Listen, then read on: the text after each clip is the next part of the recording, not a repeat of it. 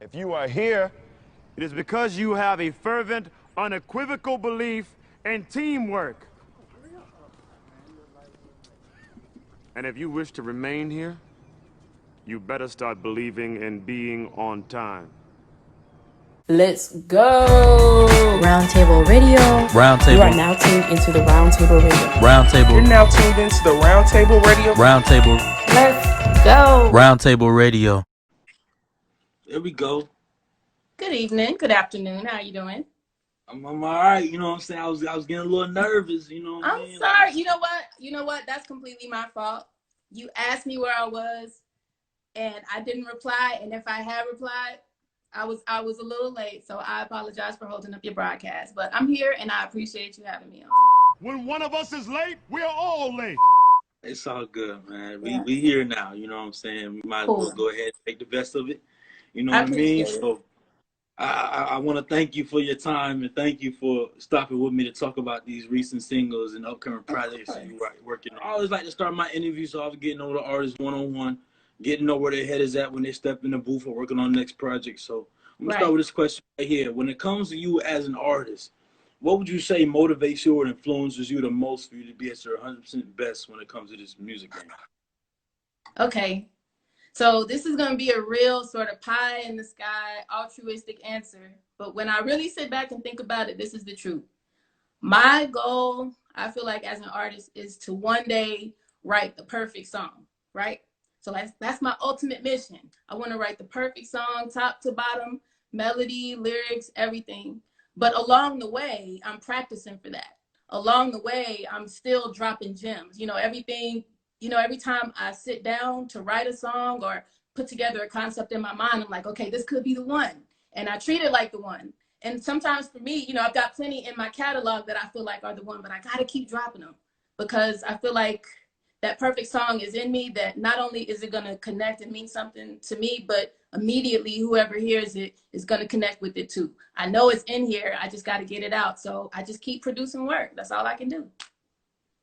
Oh, yeah, most definitely. Definitely. So, like, when was it that time for you when it clicked? You know what I'm saying? Because everybody has that moment for themselves where there's just like, okay, I know, you know what I'm saying? If I was to put my 100% all into that, it's going to work. Right. You know what I'm saying? So, when did it for you? I think it was a slow realization. I think at some point, you know, I started off rapping and writing lyrics and really getting into like the basics of songwriting when I was little, when I was 12, 13, and I knew that I had a talent for it. I knew I had a passion for it, but sometimes, you know, you can't see where you want to end up. You just know, you know, where you're starting from. I think it wasn't until I rediscovered rap, I want to say in 2010, that I said, okay, you know what? I have a voice in today's time. Like there's still an open lane for me. I can make a difference if I sit down and put my mind to it. So, you know, I guess in the grand scheme of things, it hasn't been that long, but it took that long for me to come to the point where I believed in myself enough and trusted my own judgment as an artist enough to really think that, okay, yes, I have something to say and yes, it's valid.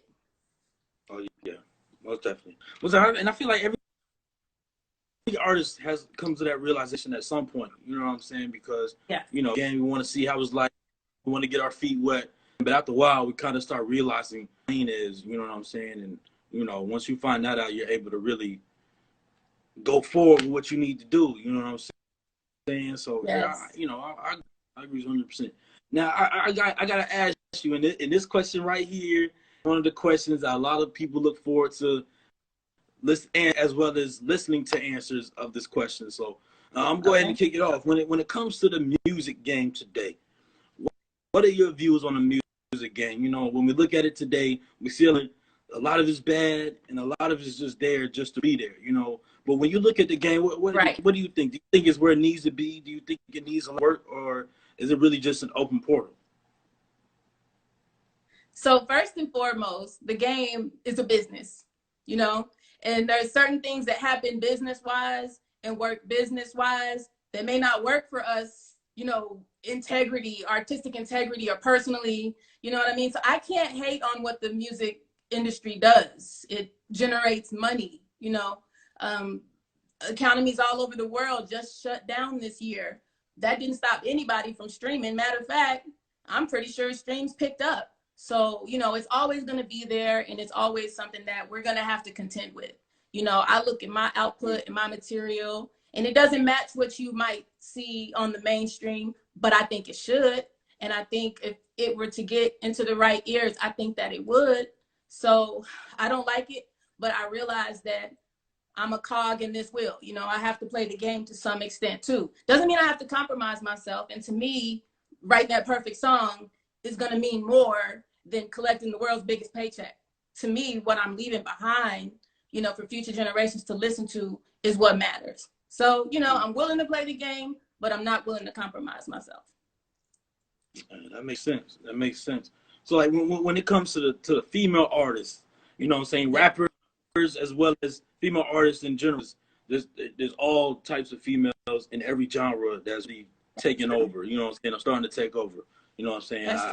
I'm bearing witness to that as I do this interview and all the other interviews that I do and come across.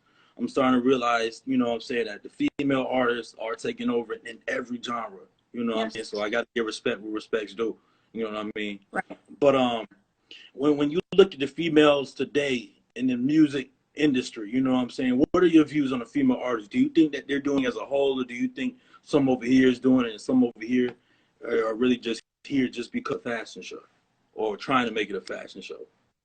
Right. Well, so this means like this is different things to different people. You know, for some of us, it is a fashion show. Some of us started rapping because we were cute, or because we could get the attention, or because maybe we feel like we fit into a certain box or fit a certain image. And some treat it like that. And I don't treat it like that. To me, it's art, and it's the art that comes first. Others might not feel the same way, but I have to respect the game. If other female artists are doing things that work, that are getting the views, that are getting the looks and getting the attention, I cannot hate on that. Do your thing. But I think that there's really a spot in the sun for all of us. I really feel like there's enough room for more than one to shine at a time. I've always felt that way. And even if I don't respect the art itself, even if your music doesn't vibe with me, I can still respect what you do as an artist.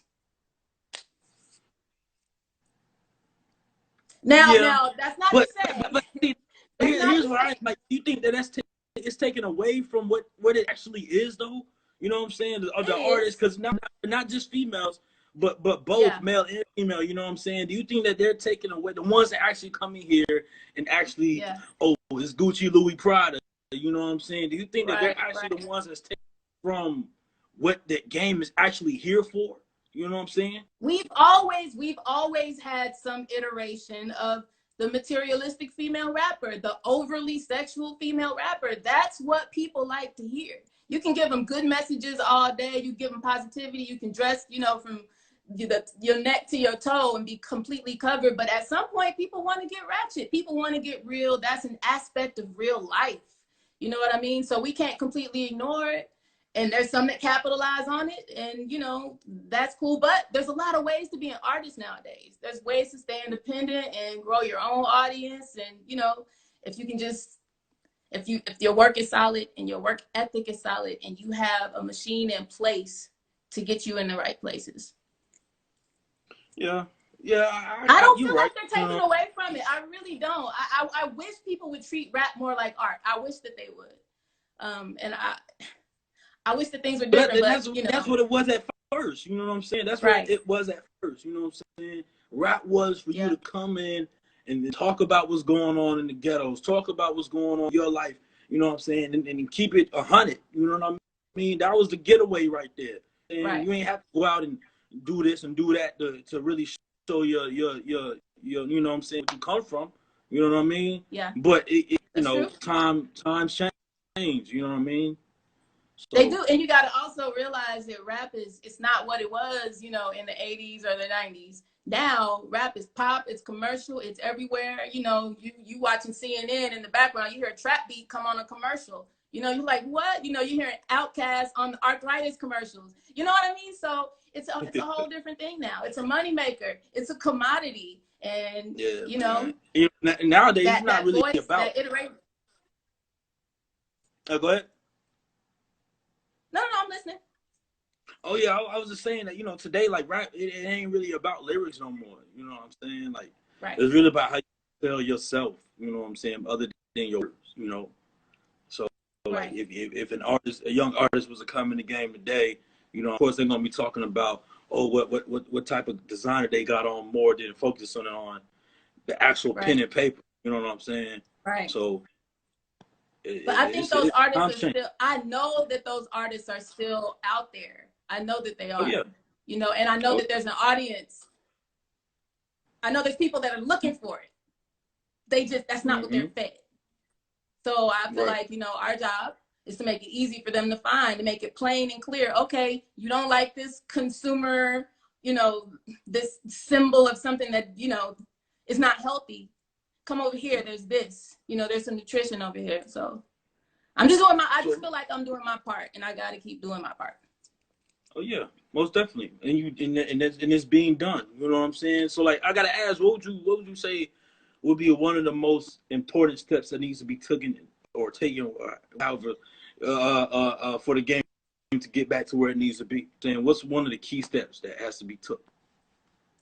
So this is a difficult one, because the first thing that comes to my mind is that the labels need to be open to that. They have to want to amplify that voice instead of, you know, the surface voices that are amplified now. But another part of me, like I was saying earlier, sees what can be done independently without the labels. So I think the step is just to continue. And I don't know, maybe this is, you know, just the artist in me and maybe not the businesswoman speaking, but I feel like as long as we, the ones with the substance, the one that want to use their voice for good and progress and positivity, as long as we keep applying pressure in the ways that we can, we got to be able to make some noise somehow. Right. It's got to be possible. Yeah, I can't think any other way. We're up against a lot, but we can do it. Yeah. Now let's turn up a little bit. Now, you have a single that's out. You know what I'm saying? Believe It, right? Yes. And yes. You know what? Correct. Now, give me a little background behind this single, because you know, for me, it's an in between mixture of holiday seasons and straight R&B. You know what I'm saying? Like, these are one of the songs that you can play around the holidays, and also you can rock to it year round. You know what I mean? Just because of how, you know what I'm saying, it flows. Yes. But I've been wrong. Other people may have different views. For everybody, just give me a little background of how this single came about. I probably didn't mention it before, but I'm from Austin, Texas.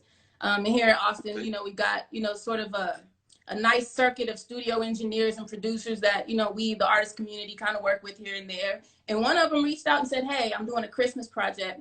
And I thought, okay, that's cool. Everybody's doing a Christmas project at some point. But I, you know, of course, my thought is, how can I approach this a little bit differently? And of course, this year has been different in so many ways.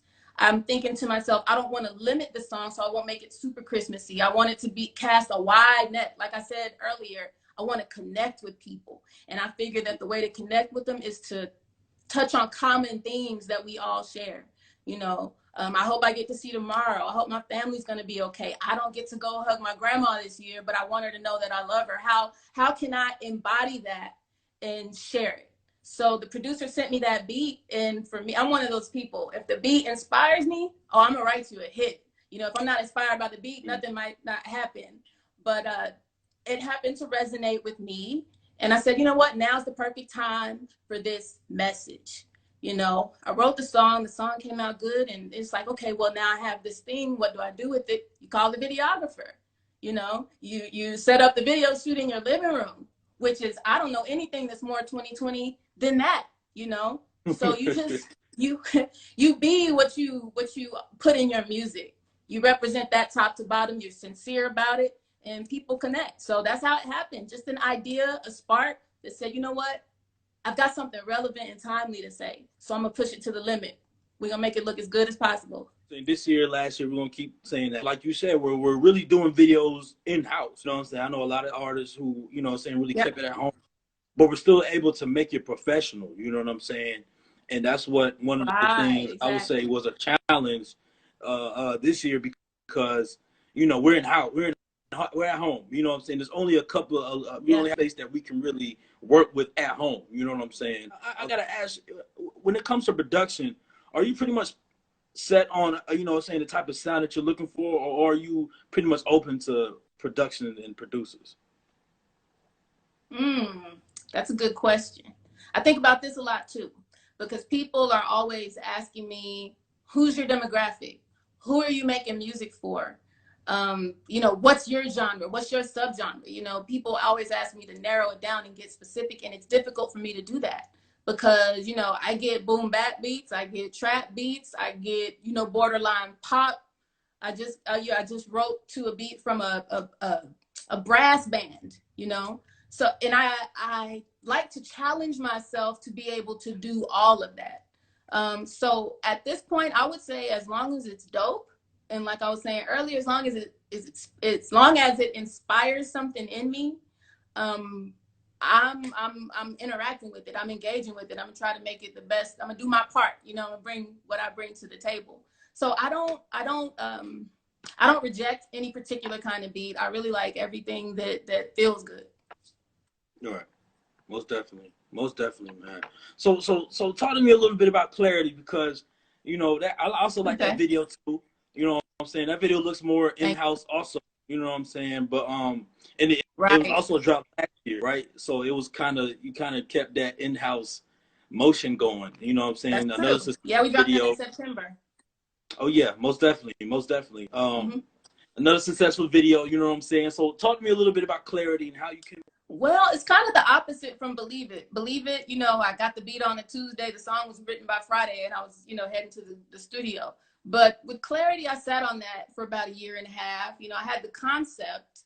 I want to write about the idea of truth and light and the epiphany, but embodied as a woman. Like when your mama breaks something down to you, or your sister breaks something down to you, or your girlfriend says, hey, I think this and this and this is what it is. And it's like, she's right. You know what I mean? So I wanted to put that to a track, trappy sounding track. I wanted to make it danceable, movable, because that's important to me too. I don't like music that doesn't make me want to move physically, you know? So I try to incorporate all those elements and, stay with the metaphor, just to challenge people, just to challenge imaginations. Everything doesn't have to be the reality of what's around those stories. Sometimes we can just paint a picture or paint a concept. So that's what Clarity is. And, I hope that it works on a few different levels, both, with, listen to the people around you, listen to the truth, listen to your woman, but it's also for women. We need to listen to ourselves. We need to accept the truth of reality when it's in our. I just wanted to, again, appeal to as many people as possible, but make it sound dope. And it's going to be cohesive in that all the production is coming from the same producer, Ty on the track, one of the best I've ever heard. And he happens to be here in Austin, and he'll give me beats and he'll say, hey, do what you want. I know this is how we get there. This is how we put out the work.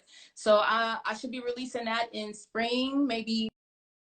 It because I've got other things dropping in the meantime. It's like I'm always working on something. As soon as I clear something off my plate, there's the next thing. So that will be coming in early to mid 2021. Well, so I shouted out Ty on the track. He's been like a brother to me throughout this process. My studio engineer, Timo from Track Major Studio, my family, my dad, who's my biggest fan, that, I know I can send him my material and he's gonna critique it. He's gonna give me that wisdom about it. So I appreciate that. And really just everybody who, like I said, connects with my music and then takes the time to share it with somebody, or even reply to me and let me know how much they appreciated it. Because, it's one thing to consume the art, and we hope that people will, but the way that we reach the maximum amount of people possible is when people share the work. So for everybody who shared my work, I really, really appreciate it. Like it's working. So, like I said, I will be back. I thank you for having me on, and I would like to run my next single by you, and that should be in a few weeks. So let's keep it moving. Most definitely, man. We here 24/7 all day, every day. You know, the grind doesn't stop. Right. You know what I'm saying? Like I said, I definitely want to thank you for your time. You know what I'm saying? For stopping. We'll talk about these new projects, these recent projects that you have, singles that you have, sorry, as well as projects that you have coming up. You know what I'm saying? Right. And, you know, like I said, thank you so much. I know we didn't, it was a little shaky first, but we got it. We got one on the show. Yeah. You know what I'm saying? Yeah. So we're gonna put this one in the books, you know. So like I always say up here at Round Table Radio, stay safe. God bless. Keep your mask on when you go in grocery stores, house parties, out with the girls. You know what I'm saying? And until next time, peace. All right, peace out. Just don't let me see you shoot no dogs. Round Table Radio. The grind don't stop. You already know the grind don't stop. You know. So as long as you put in that hard work, you know what I'm saying, you know you're doing something right. You know what I'm saying? It's when you know you ain't doing nothing, when you know you just chilling, ain't nothing going on, you know ain't nothing really popping off. But when you working hard, that's when you know you're doing something right.